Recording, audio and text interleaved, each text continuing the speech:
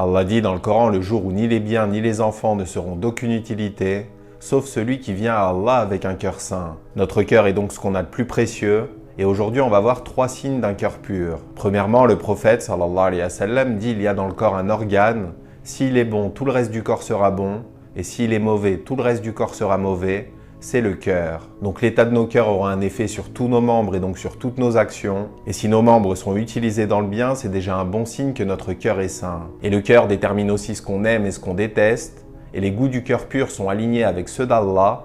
Donc il aime ce qu'Allah aime et il déteste ce qu'Allah déteste. Donc si on commet un péché mais qu'on déteste ce qu'on a fait et qu'on n'a aucune envie d'y retourner, c'est un bon signe que notre cœur est toujours en bon état. Et la situation se complique quand on commence à aimer le péché ou qu'on ne voit même plus où est le problème. Ça veut dire qu'on a laissé le diable entrer dans nos cœurs et que nos goûts commencent à s'aligner sur les siens. Allah dit dans le Coran, le diable leur a embelli leurs actions. Et le deuxième signe du cœur pur est la qualité des actes d'adoration, parce que la qualité est plus importante que la quantité et le fond est plus important que la forme. Et celui qui a un cœur pur remplira ses obligations quantitatives, mais il sera soucieux de les accomplir comme il se doit. Si par exemple ta mère te demande de l'aider à porter les courses, tu vas le faire avec plaisir, parce que tu fais cette action par amour et que tu ne la considères pas comme une contrainte ou comme une obligation. Et c'est la même chose pour nos actes d'adoration, même si on peut être occupé ou avoir une baisse de motivation, la prière ne doit pas être une corvée mais un plaisir, et si c'est le cas, elle ne se limitera pas aux gestes extérieurs, mais on sentira une vraie connexion avec Allah. Et le troisième signe est une bonne utilisation du temps. Allah dit dans le Coran, par le temps, l'homme est certes en perdition.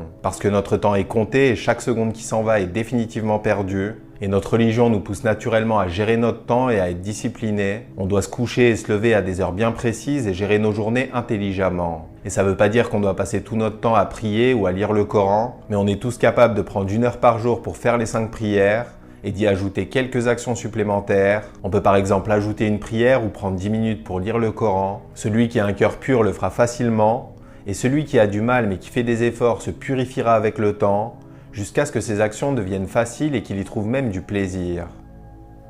Qu'Allah nous guide. Salam alaikum wa rahmatullah.